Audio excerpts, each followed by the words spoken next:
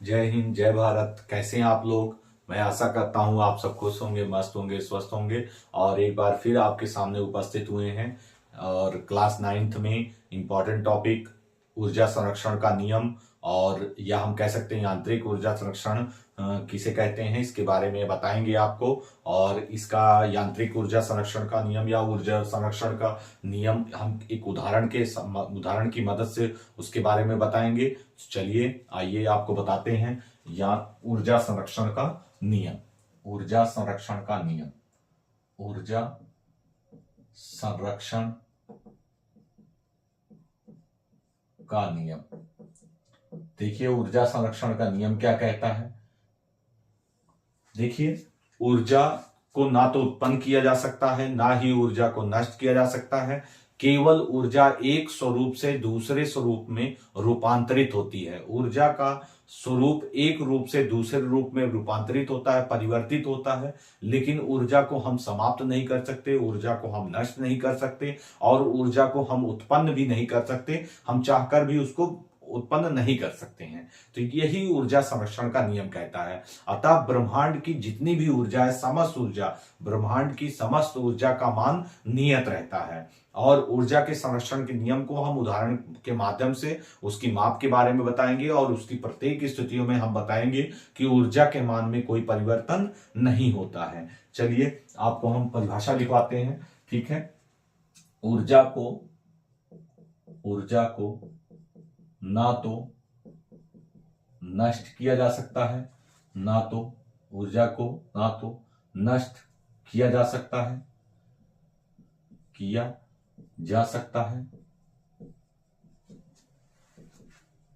और ना ही उत्पन्न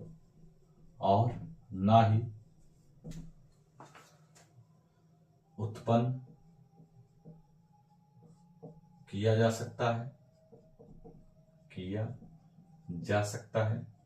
जा सकता है। ऊर्जा को केवल एक स्वरूप से दूसरे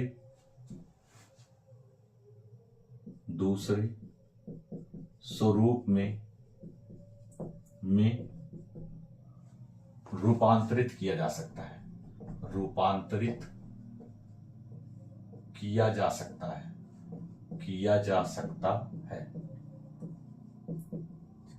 सकता है। तो इस प्रकार ये ऊर्जा संरक्षण का नियम कहलाता है कि ऊर्जा को ना तो नष्ट किया जा सकता है, ना ही उत्पन्न किया जा सकता है, और ना ऊर्जा को केवल एक स्वरूप से दूसरे स्वरूप में रूपांतरित किया जा सकता है।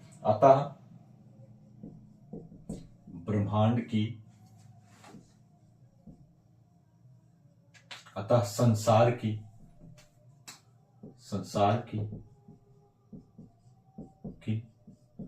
समस्त ऊर्जा का मान नियत रहता है।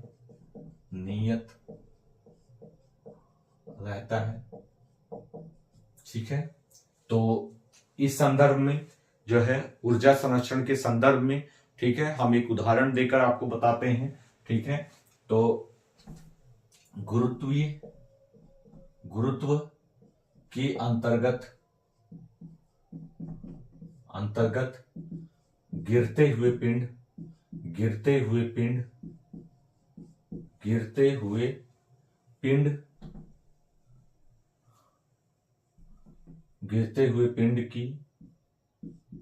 की कुल ऊर्जा, या हम कह सकते हैं या यांत्रिक ऊर्जा। चलिए तो हम ये आपका एक एग्जाम्पल है, उदाहरण के माध्यम से हम समझाने का प्रयास करेंगे कि ऊर्जा संरक्षण के नियम को हम एक उदाहरण की मदद से हम समझाने का प्रयास करेंगे कि यांत्रिक ऊर्जा या किसी भी वस्तु की कुल ऊर्जा जो होती है वो नियत रहती है, अपरिवर्तित रहती है। तो हम ये एग्जाम्पल है गुरुत्व के अंतर्गत गिरते हुए पिंड की कुल ऊर्जा या यांत्रिक ऊर्जा। ठीक है, इसमें ये आपका डायग्राम बनेगा। गुरुत्व ठीक है। तो इसमें डायग्राम बनेगा, ये आपका वस्तु है, ये आपकी वस्तु है, ठीक है, ये वस्तु है, और ये वस्तु है, ये पृथ्वी है, ये पृथ्वी है, ठीक है। और ये यच ऊंचाई से वस्तु जो है यच ऊंचाई से नीचे की ओर गिर रही है, ठीक है। इस वस्तु का द्रव्यमान यम है, और ये यक्स दूरी है, ये यक्स दूरी है, तो ये दूरी आपकी यच माइनस यक्स हो जाएगी, ये दूरी यच माइनस यक्स हो जाएगी। स्टार्टिंग में दूरी यक्स है, इसे यक्स कहेंगे, और उसके पश्चात ये दूरी हो जाएगी यच माइनस यक्स, टोटल दूरी यच हो जाएगी। तो कोई वस्तु जो है वो स्वतंत्र रूप से नीचे की ओर गिर रही है गुरुत्व के अंतर्गत, ठीक है, पृथ्वी के गुरुत्व की ओर नीचे की ओर गिर रही है, और तो इस प्रकार टोटल ऊंचाई h है। तो देखिए हम ये वस्तु की स्थिति A है, ये स्थिति A है, ये स्थिति B है, और ये स्थिति C है। या बिंदु A कह सकते हैं, बिंदु B कह सकते हैं, बिंदु C कह सकते हैं, या स्थिति कह सकते हैं। इन तीनों ही स्थितियों में हम इस वस्तु में ऊर्जा का मान ज्ञात करेंगे। तो देखिए हम कह सकते हैं, माना कि यम द्रव्यमान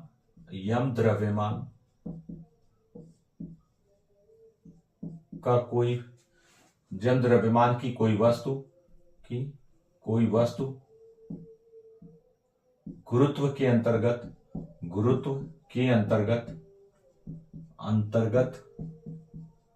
स्वतंत्र रूप से पृथ्वी की ओर गिरती है,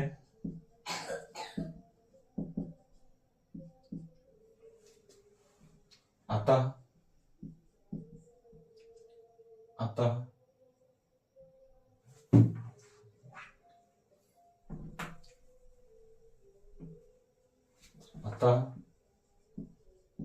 वस्तु की ऊर्जा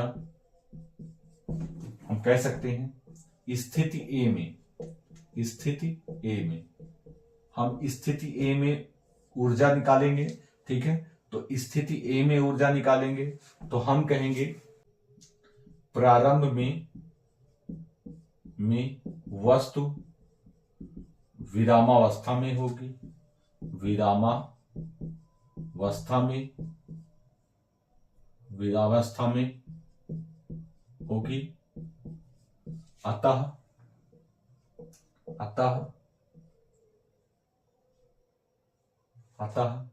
वस्तु में गतिज ऊर्जा शून्य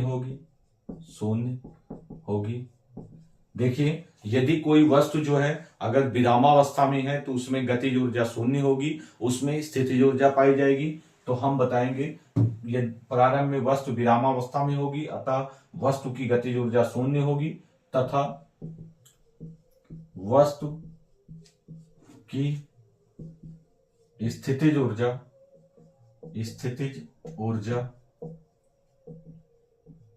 ऊर्जा हम कहेंगे स्थितिज ऊर्जा या पोटेंशियल एनर्जी जो होगी P इक्वल टू हम कहेंगे mgh, ठीक है। तो यहां कितनी ऊंचाई पर ये वस्तु है, h ऊंचाई पर है तो ऊंचाई h होगी, और गुरुत्वजनित त्वरण जो होगा g होगा, और द्रव्यमान m है, तो आपकी जो स्थितिज ऊर्जा होगी वो ये आ जाएगी। और उसके पश्चात हम कुल ऊर्जा निकालेंगे, वस्तु में कुल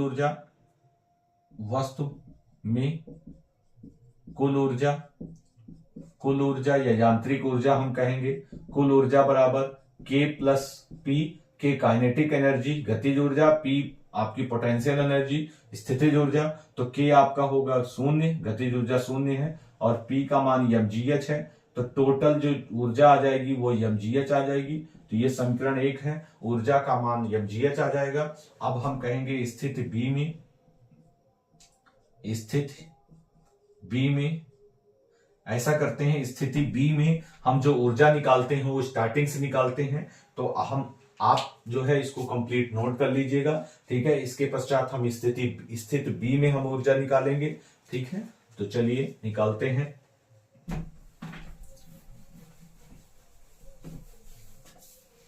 हम डायग्राम नहीं मिटाएंगे, ठीक है, डायग्राम ऐसे बना रहेगा।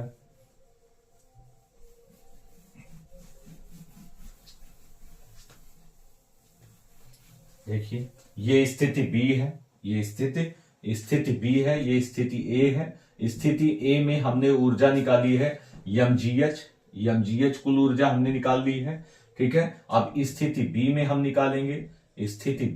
निकालेंगे, तो देखिए स्थिति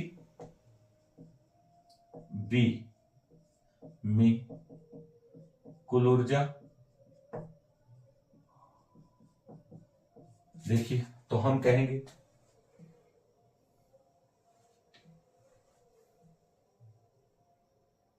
वस्तु विरामावस्था से नीचे की ओर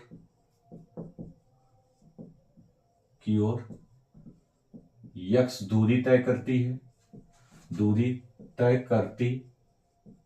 करती है, अतः वस्तु का वेग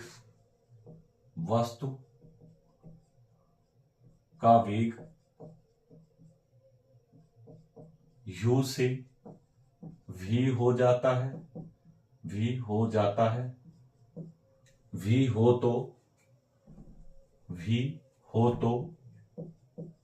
हो तो गति के तृतीय समीकरण के अनुसार, तो गति के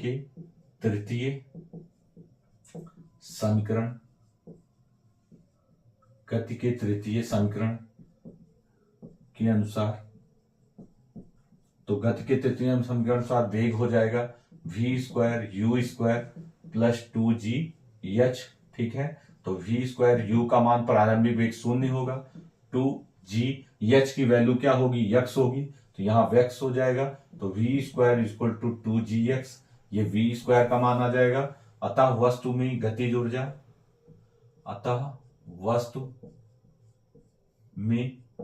में जब वेग ज्ञात हो गया है, चूंकि ये वस्तु गतिमान है, स्थिति बी में वस्तु क्या है, गतिमान है, उसने यक्स दूरी तय की है, तो इसका कोई ना कोई वेग होगा, तो वेग ये ज्ञात हुआ। अतः वस्तु में जो ऊर्जा होगी वो गतिज ऊर्जा कहलाएगी। वस्तु में गतिज ऊर्जा k equal to half m v square, तो 1/2 यम वी स्क्वायर का मान आएगा 2gx, 2 से 2 कैंसिल हो जाएगा और ये वैल्यू आ जाएगी गतिज ऊर्जा की mgx, ठीक है। और नीचे से हम मानेंगे कि स्थिति बी जो है वो नीचे से h-x दूरी तय करने पर आ रही है, और h-x दूरी तय करने पर वस्तु विरामावस्था में होगी। तो हम बताएंगे वस्तु द्वारा पृथ्वी से ऊपर की ओर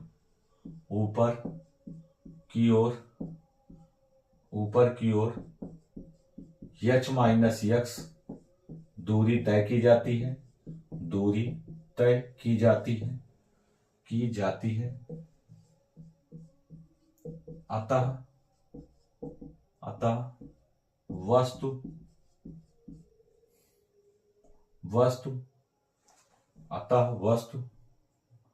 अधिकतम ऊंचाई पर विरामावस्था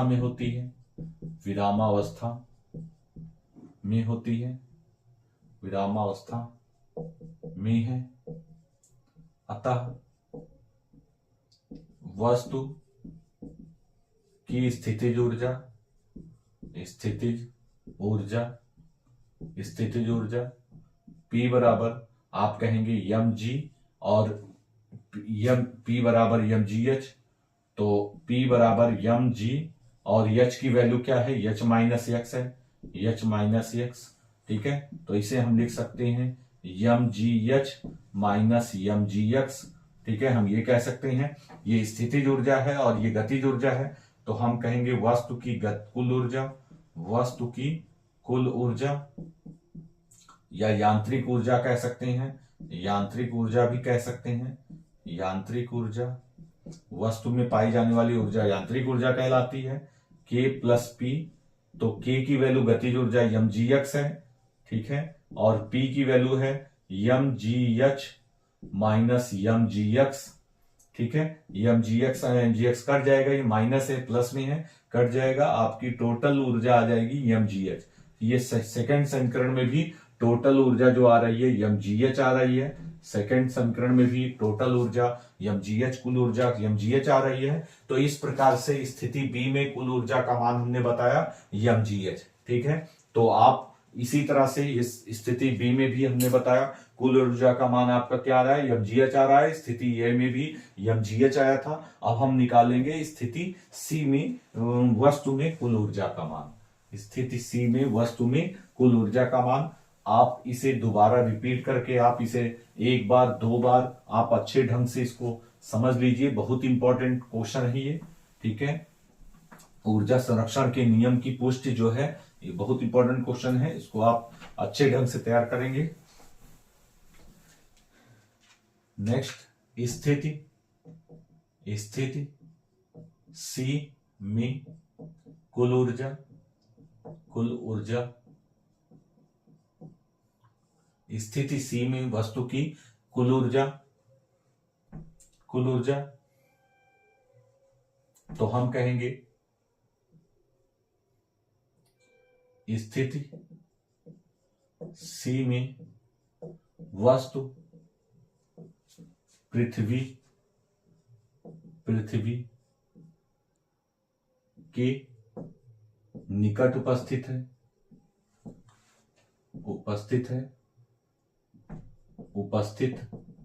है, अतः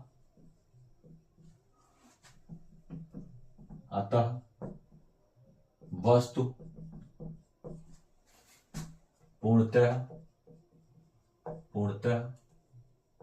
पृथ्वी पर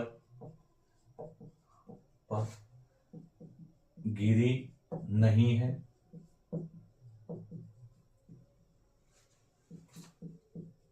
वस्तु की स्थिति गतिमान है, अतः वस्तु में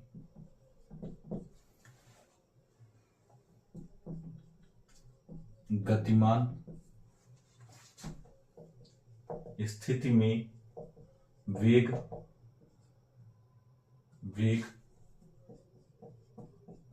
भी हो तो गति के तृतीय समीकरण के अनुसार v square equal to u square plus 2as, v square u square का मान 0 होगा, 2a और s जो आपका 2gh यहां लगाएंगे हम, 2gh तो g रहेगा। h की वैल्यू क्या है, h की वैल्यू यहां ऊंचाई नहीं दी गई है, ठीक है। तो ये आपकी ऊंचाई ऊपर से ऊंचाई नहीं दी गई है, टोटल ऊंचाई क्या है h है, ठीक है। टोटल ऊंचाई क्या है, क्योंकि ऊपर से गिर रही है, नीचे से ऊंचाई नहीं ज्ञात है, तो टोटल ऊंचाई gh हो जाएगी। तो v square equal to 2gh, ये वेग आ जाएगा। अतः गतिज ऊर्जा हम निकाल लेंगे।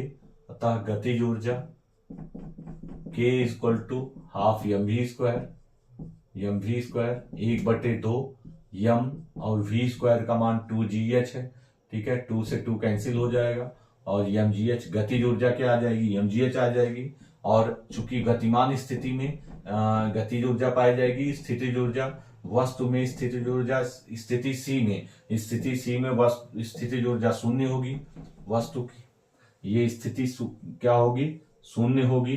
तो आपकी वस्तु की स्थितिज ऊर्जा शून्य, वस्तु की स्थितिज ऊर्जा क्या होगी, शून्य होगी, ठीक है। और इस प्रकार से कुल ऊर्जा हम कह सकते हैं, कुल ऊर्जा बराबर k प्लस पी, ठीक है। गतिज ऊर्जा आपकी है mgh और p की ऊर्जा शून्य है, तो कुल ऊर्जा आपकी क्या आ जाएगी, mgh। तो तीसरे समीकरण में भी कुल ऊर्जा का मान क्या आ रहा है, mgh। तो तीनों ही समीकरणों में ऊर्जा का मान इक्वल है, समान है। तो इस प्रकार हम कह सकते हैं, ठीक है। अतः समीकरण 1, 2, तथा 3 से यह सिद्ध होता है कि गुरुत्व के अंतर्गत गिरते हुए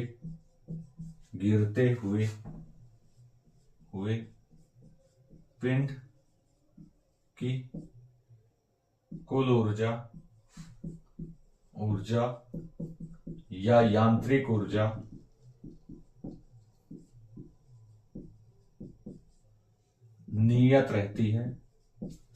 नियत या अपरिवर्तित रहती है। ठीक है, इससे ऊर्जा संरक्षण के नियम की पुष्टि होती है। ऊर्जा संरक्षण के नियम की पुष्टि होती है। ठीक है, तो इस प्रकार से हमने आपको गुरुत्व के अंतर्गत स्वतंत्र रूप से गिरते हुए, पृथ्वी की ओर गिरते हुए पिंड की कुल ऊर्जा या यांत्रिक ऊर्जा के बारे में बताया, और हमने बताया कि तीनों ही स्थितियों में उस गिरते हुए पिंड की तीनों ही स्थितियों में उस पिंड की कुल ऊर्जा जो होती है समान रहती हैं। तो इस प्रकार ऊर्जा जो है एक स्वरूप से दूसरे रूप में परिवर्तित होती है। ठीक है, ऊर्जा में कोई ह्रास या ऊर्जा खर्च नहीं होती है। ठीक है, तो जिसको इस उदाहरण के माध्यम से हमने आपको बताया, बहुत इंपॉर्टेंट टॉपिक है, कई बार पूछा गया है एग्जाम्स में, और इसको आप एक बार 2 बार रिपीट करके अच्छे ढंग से आप प्रयास करेंगे, निश्चित रूप से आप इसे लगा पाएंगे, और हम आशा करते हैं आपको ये समझ में आया होगा। तब तक के लिए धन्यवाद।